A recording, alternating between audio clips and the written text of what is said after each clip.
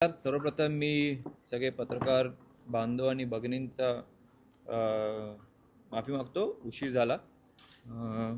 पण सर्वप्रथम आपण सगळे आलात, तुमचे खूप खूप आभार. MPCBच्या वतीने, आमचे सगळे अधिकारी वर्गांच्या वतीने तुमचे आभार. आपण सगळे इथे उपस्थित राहिलात. आज खरं म्हणजे तर आपल्याशी चर्चा करण्यासाठीच या ठिकाणी मी उपस्थित आहे. आज काय दृष्टिकोनातून आज आपण इथे भेटतोय, थोडक्यात माहिती फक्त द्यायची आहे. नोव्हेंबरच्या महिन्यामध्ये एक प्लास्टिक रिसायकलिंग असोसिएशनने एक मोठं एक्झिबिशन भरवलेलं. जगभरातल्या टेक्नॉलॉजीज त्या ठिकाणी आपल्याला तिथे पाहायला मिळालेलं. आणि त्याच अनुषंगाने पुढे अजून पूर्ण महाराष्ट्रभर जो प्लास्टिक असो किंवा मग इतर रिसायकलिंगच्या गोष्टी असो, ह्याच्यावर भर देण्यासाठी आपण एक रिसायकलिंग शो अशी एक सिरीज सुरू केलेली आहे. त्या शोच्या माध्यमातून आपण पुण्यामध्ये त्याचं पहिलं सत्र आज इथे पार पडतंय. तसे अजून 4 सत्र, अजून 3 सत्र हे होणार आहेत. नाशिक, रत्नागिरी आणि अजून कुठलं होतं चौथं, अजून एक चौथं सत्र पार पडणार आहे. तर ह्या सत्रामध्ये आज पुण्यामध्ये जे सत्र पार पडतंय, तर बहुतांश आपण आपल्या पुण्यामध्ये ऑटोमोबाईल इंडस्ट्री ही खूप मोठी आहे. त्याचबरोबर IT इंडस्ट्री ही खूप मोठ्या प्रमाणात आहे.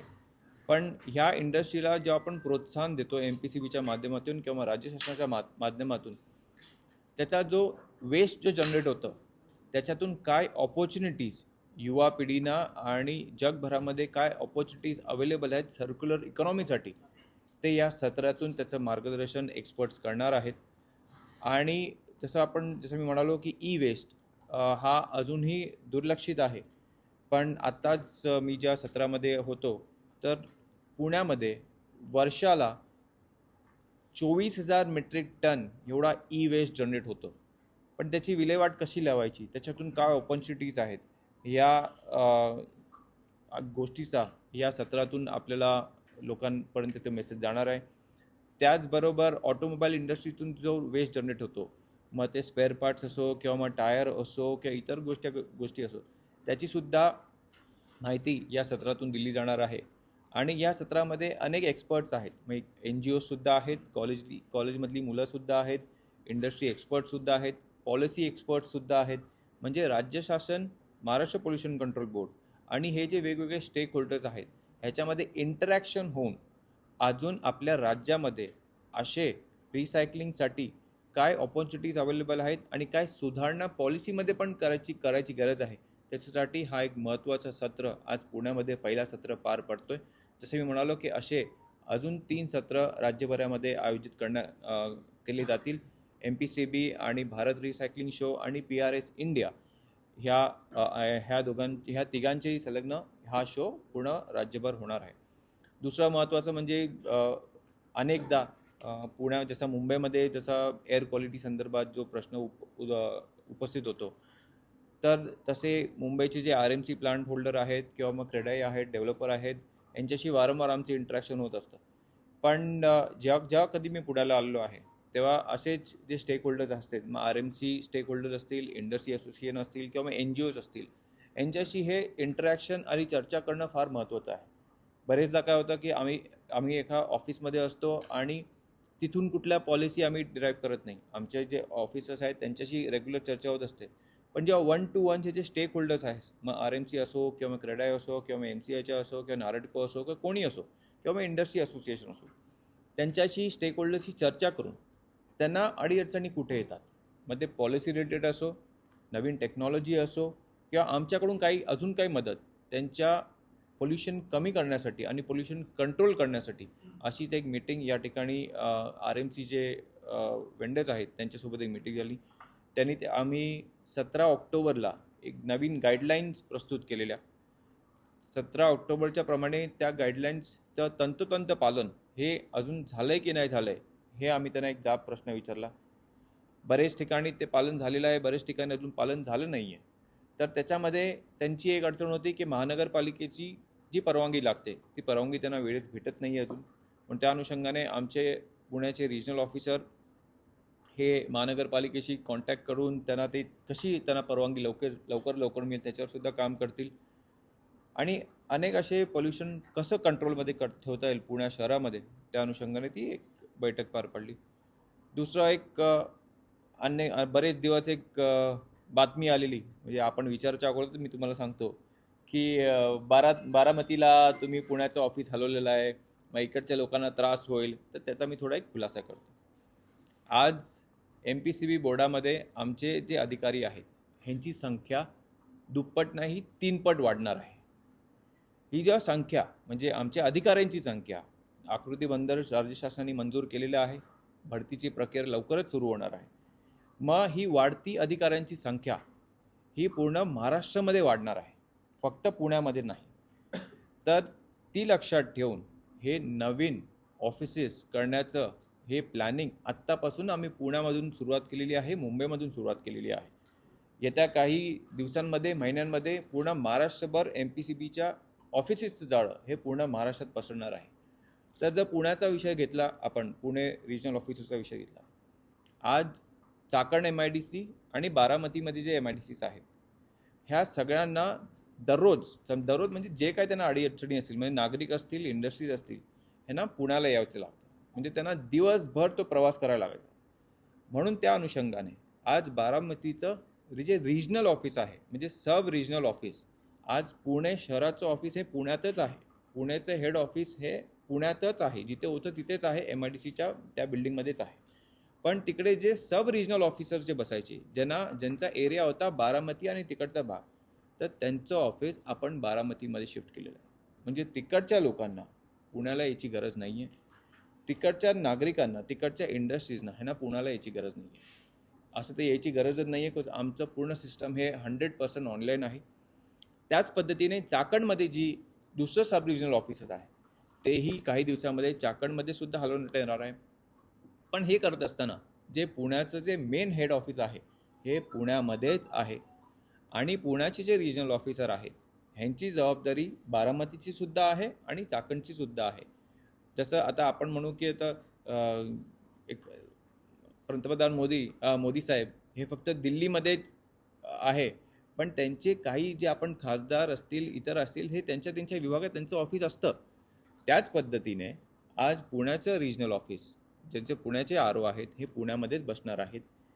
लोकांचा जो गैरसमज झालेला की इकडचं ऑफिस बंद केलेलं आहे, तसं काही झालेलं नाही आहे. जर लोकांना काही पुण्याच्या ज्या व्यथा मांडायच्या आहेत, याच्यासाठी पुण्यामध्ये हेड ऑफिस आहे आणि इतर जे ऑफिसेस आहेत हे सब रिजनल ऑफिसेस आहेत.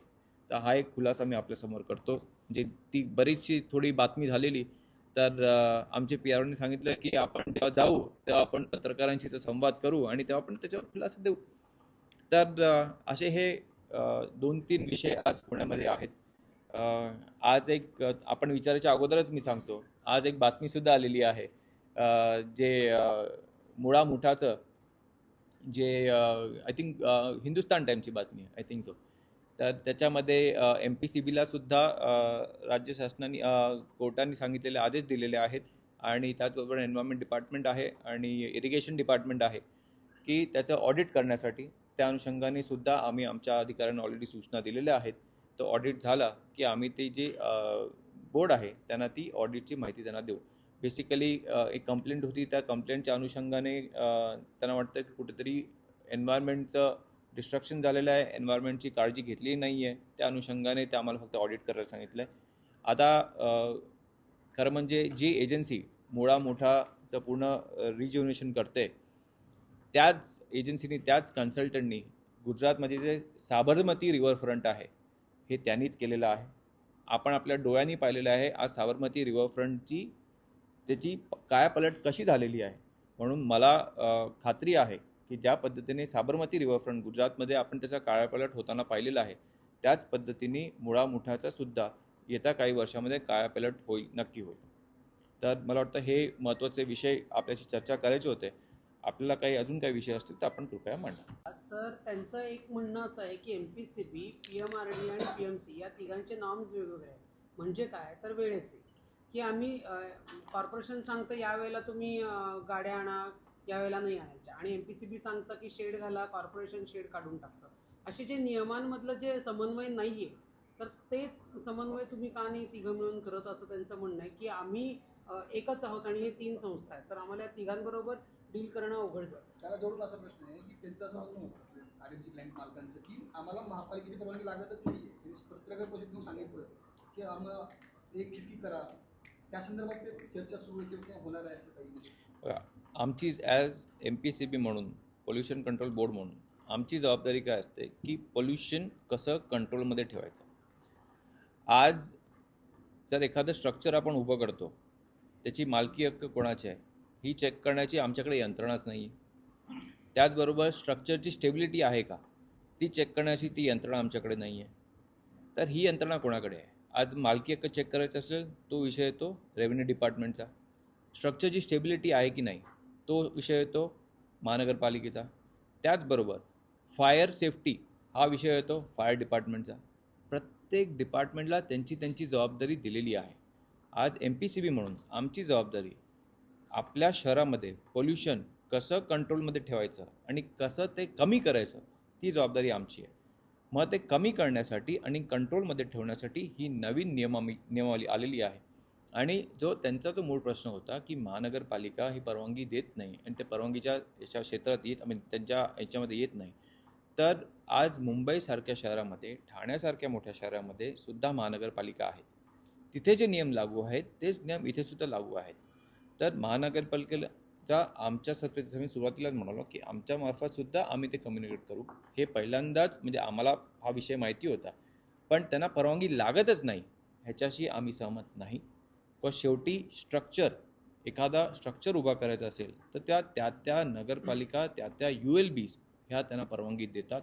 फक्त कुठल्या आधारे परवानगी देतात म्हणजे ते FSIमध्ये काउंट होणार, नॉन FSIमध्ये काउंट होणार, फॅक्टरीमध्ये काउंट होणार, बिल्डिंग परमिशनमध्ये काउंट होणार, हे त्या महानगरपालिकेचा विषय असतो. पण ज्या पद्धतीने मुंबई आणि ठाण्यामध्ये ज्या परवानगी दिल्या जातात RMCसाठी, त्याच पद्धतीने पुणे आणि पिंपरी चिंचवडमध्ये सुद्धा परवानगी दिल्या जातील. त्या अनुषंगाने आम्ही सुद्धा आमच्या डिपार्टमेंटच्या माध्यमातून तो पाठपुरावा करू. अनाधिकृत प्लॅन उभी आहेत त्याबद्दल तुमचं काय मत आहे की आहेत की नाही आहेत शहरामध्ये? अनाधिकृत म्हणजे त्यांना परवानगी महानगरपालिकेने दिली आहे की नाही दिली, पहिली गोष्ट. जर आमच्याकडून परवानगी नसेल तर 100% ते अनधिकृत आहेत. जर असे कुठले आढळत असतील तर त्यांच्यावर कारवाई होते आणि त्यांना बंद करण्याची डायरेक्ट कारवाई होते. आणि महानगरपालिकेने सुद्धा त्यांच्या स्तरावरती कारवाई करावी असं सुद्धा आम्ही आज महानगरपालिकेला आजच्या मिटिंगच्या अनुषंगाने त्यांना आम्ही सूचना देणार आहोत.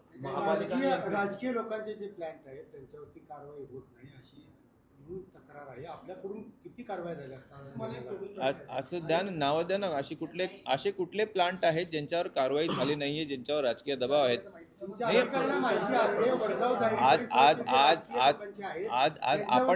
आज आपण मला सांगताय आज आपण मला सांगताय तर तशी नावं माझ्याकडे द्या.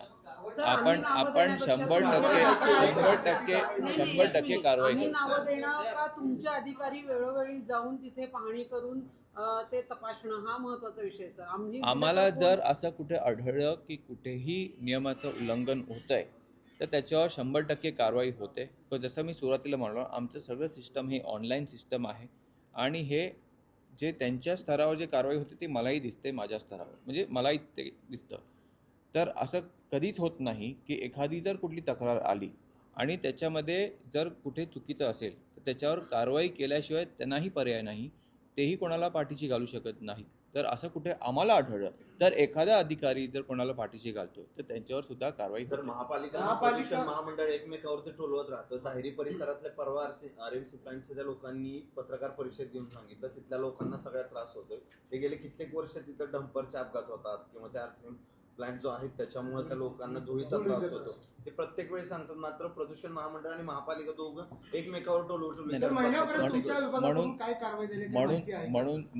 म्हणून हे जे एवढे वर्ष जो धुळीचा त्रास होत होता किंवा इतर कुठला त्रास होता त्याच्यासाठीच मागच्या वर्षी ऑक्टोबरमध्ये जी नवीन नियमावली आली ते प्रमाण कमी करण्यासाठी. बघा, आज 100% ते बंद होईल का तर त्याची खात्री मी घेऊ शकत नाही, पण ते प्रमाण कमी करण्यासाठी हे नवीन नियमावली आलेली आहे.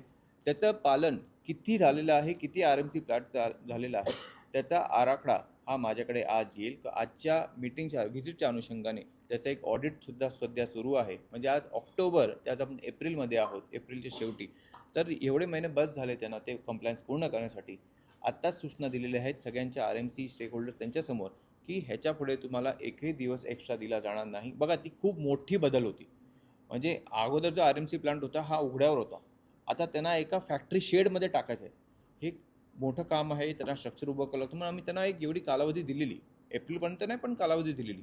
पण ह्यापुढे त्यांना एकही दिवस देणार नाही आणि ज्या अजून काही त्याच्यामध्ये त्रुटी असतील तर त्याच्यामुळे पूर्ण करण्यासाठी त्यांना आता वेळ देणार नाही. सर तुम्ही आता शेडचं सांगितलं, कॉर्पोरेशन शेडला अलाउड नाही करत कारण ते इलिगल आहे असं त्यांचं म्हणणं. मग त्यांनी परवानगी घेतली तर ते इलिगल होत नाही, परवानगी नाही घेतली तर इलिगल होतं. परवानगी घ्यावी, कॉर्पोरेशन देईल परवानगी. पुण्यात आहात तुम्ही, पुण्यात बैठका घेत आहेत. पुण्यातल्या नदीपात्रांचा आणि नद्यांचा मोठा प्रश्न आहे. महापालिकेला अनेकदा आंदोलनं झाली आहेत. सांडपाणी नद्यात सोडलं जातं, नदीमध्ये सोडलं जातं, राडा रोडा सगळ्या बांधकामाचा टाकला जातो. तुम्ही काय महापालिकेला पत्र किंवा आदेश काही देणार आहात काय सगळं थांबवण्यासाठी? ऑलरेडी दिलेली आहेत. बरं. महानगरपालिकेने त्या अनुषंगाने जसं मी म्हणालो की मुळा मुठाचं जे रिज्युनेशनचं प्लॅन आहे ते प्रगती स्तरावर सुरू आहे. एवढ्या वर्षाचा बॅकलॉग हा भरून करणं काही 1-2 वर्षात होणार नाही. हा एक फेज वाईज प्लॅन आहे आणि त्या फेज वाईज प्लॅनप्रमाणे महानगरपालिका त्याच्यावर काम करत आहेत. आणि जो सांडपाणी आज ट्रीट केल्याशिवाय बऱ्याच ठिकाणी जे नदीमध्ये जातं आहे, नदीच्या पात्रामध्ये जातं आहे, ते STPचं काम पूर्ण झाल्यानंतर ते सांडपाणी ट्रीट केल्यानंतर ते नदीच्या पात्रामध्ये जेव्हा सोडतील तेव्हा आपल्याला तो रिझल्ट दिसेल. सर तुम्ही ताब्यात घेतल्यापासून म्हणजे प्रदूषण महामंडळाने काही कारवाई केलीत का, म्हणजे गेले 1-1.5 वर्षात कोणावर? म्हणजे इथल्या पुण्याच्या प्रदूषणासंदर्भात? कारण पुण्याचं प्रदूषण पाहिलं तर आता दिल्लीच्या पण पुढे गेले. नाही सर, ही चुकीची नाही, नाही सर. एक हां. आपण पत्रकार आहात. आपण अशी कुठली स्टेटमेंट करताना ते फॅक्ट समोर ठेवा. आपण जर अशी कुठली स्टेटमेंट केली की दिल्लीपेक्षा पुण्याचं प्रदूषण हे कंट्रोलच्या बाहेर आहे, ही फार चुकीची स्टेटमेंट आहे. ह्याच्यावर मी काही कोणी सहमत नाही आहे. जसं हे मी वारंवार सांगतो, आपण कुठला डेटा बघता हे महत्त्वाचं आहे. CPCBचा, पॉल्युशन कंट्रोल बोर्डचा आणि केंद्र शासनाचा समीर ॲप आहे. आपण कृपया करून हा समीर ॲपच फॉलो करा. हाच एक ऑथराईज ॲप आहे. बाकी सगळे जे ॲप्लिकेशन आहेत ह्याचा डेटा कोणी व्हेरीफाय करत नाही. समीर ॲपवर जो डेटा येतो हा डेटा व्हेरीफाईड डेटा असतो आणि जे स्टेशन्स आहेत CAQMS, त्या CAQMS स्टेशनची आपल्या आता किती संख्या आहे पुण्यामध्ये तुमच्या? 22. ते 22 वरून अजून आपण 15 स्टेशन्स पुण्यामध्ये ॲड करतो आहे. म्हणजे एअर क्वालिटीवर कसं अजून नियंत्रण ठेवता येईल आणि क्वालिटी चेक करता येईल त्यासाठी आपण 22 स्टेशन्स ॲड करतो आहे. त्याच अनुषंगाने जे इंडस्ट्रीज आहेत, आपल्या इकडे जे इंडस्ट्रीज आहेत त्या इंडस्ट्रीचे स्टॅक असतात, जे चिमणी असतात, त्या चिमणीचं मॉनिटरिंगसाठी त्यांना कंटिन्युअस मॉनिटरिंगसाठी आमच्या हेड ऑफिसला ते कनेक्शन दिलेलं आहे. जर आम्हाला कुठे फ्लॅग झालं की एखाद्या स्टॅक जी चिमणी आहे त्याचं जर पॅरामीटर आहे, हे पॅरामीटर जर लिमिटेड नॉर्म्सचं क्रॉस झालं तर लगेच खालच्या अधिकाऱ्यांना, रिजनल ऑफिसर्सना त्याचं टेक्स्ट येतो, ईमेल येतो ऑटोमेटेड. मग ते लगेच त्या इंडस्ट्रीला सांगून त्याच्यावर लगेच कारवाई करतात किंवा दुरुस्तीची कारवाई करतात. तेच सोडून ह्याच्या अगोदर होतं जे सेपी म्हणजे जे पोल्युटेड एरिया आहे त्याच्यामध्येच फक्त मॉनिटरिंग व्हायची. आता तशी मॉनिटरिंग फक्त पोल्युटेड एरिया नाही तर पूर्ण पुणे रिजनमध्ये ती मॉनिटरिंग होणार आहे. त्याच्याही पुढे जाऊन सांगतो, जो सांडपाणीचा आपण जो विषय घेतला, माननीय मंत्री महोदय पंकजाताई मुंडे ह्यांच्या आदेशाने जे STP प्लांट आहेत, म्हणजे महानगरपालिकेचे असो किंवा मग खाजगी असो, ह्या सगळ्यांचं ऑडिट हे ऑलरेडी सुरू आहे. हे थर्ड पार्टी ऑडिट सुरू आहे आणि त्या ऑडिटच्या माध्यमातून ज्यांचे STPs मध्ये खाजगी आपल्याकडे मोठे मोठे टाउनशिप प्रोजेक्ट आहेत, ते STPचे ऑडिट जर आम्हाला कुठे आढळलं की ते नियमाचं पालन करत नाही किंवा बंद आहे तर त्यांच्यावर सुद्धा कारवाई करण्याचं काम आता ऑडिट सुरू आहे. सध्या आता ऑडिट सुरू आहे. पण ऍपवर कुठलीही माहिती अपलोड केली जात नाही, नोटिसा कोणत्या दिल्या त्याच्यात पूर्वी त्या केले जात नाही, तुमचे अधिकारी उत्तरं देत नाही. ही एक गोष्ट. दुसरी गोष्ट, नदी पोल्युशनचा जो तो विषय त्यांनी काढला होता, तर वेळोवेळी त्या पाण्याची तुम्ही टेस्ट करून जे देणं अपेक्षित आहे की दिवसाला काय त्याचे लिमिट आहे तो, तर ते 6-6 महिने त्याचं टेस्टिंग होत नाही. तर त्याबद्दल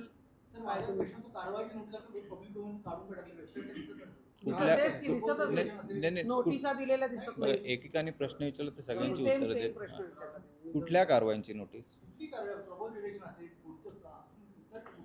नाही बरोबर बघा, त्याचं कारण हे आहे की त्याचा दुरुपयोग व्हायला सुरुवात झाली. मी स्पष्ट सांगतो, त्याचे जे न्यूसन्स आहे म्हणजे एक असं नाही म्हणत की सगळ्याच कंपन्या आहेत हे तंतोतंत पालन, कोणाकडून चुकासुद्धा होतात, पण त्याच्यावर कारवाई होती. पण ती कारवाई झाल्यानंतर त्या नोटिसीचा दुरुपयोग व्हायला सुरू झाला. मग आता कंपनीचा नाहक त्रास द्यायला सुरुवात झाली. म्हणजे एखादी कुठली डायरेक्शन दिली, त्याच्यामध्ये काही 2-3 गोष्टी चुकल्या असतील, समजा 30 दिवसाची मुदत दिली, 31व्या दिवशी पुन्हा कंप्लेंट द्यायची आम्हाला. कशाला? त्यांचं काही घेणं देणं नाही. म्हणून जर आपण जे कंप्लेंटर आहेत त्यांना माहिती आहे की काय कारवाई होते, पण आज जगाला कशाला सांगायचं? आणि मग त्याच्यामध्ये जे दुरुपयोग व्हायला सुरुवात झाली ते कुठेतरी टाळण्यासाठी हा निर्णय घेण्यात आलेला. आणि मला वाटतं त्या पद्धतीने योग्य पद्धतीने कंपनीला पण नाहक त्रास नाही झाला पाहिजे आणि जो कंप्लेंटंट आहे त्यांना सुद्धा न्याय मिळाला पाहिजे. या दोन्ही गोष्टीची दक्षता घेतली जाते. माहिती कळवण्याची लोकांपर्यंत सर विषय तुम्ही नाही ना. अध्यक्ष झाल्यापासून 2-3दा आढावा घेतलात,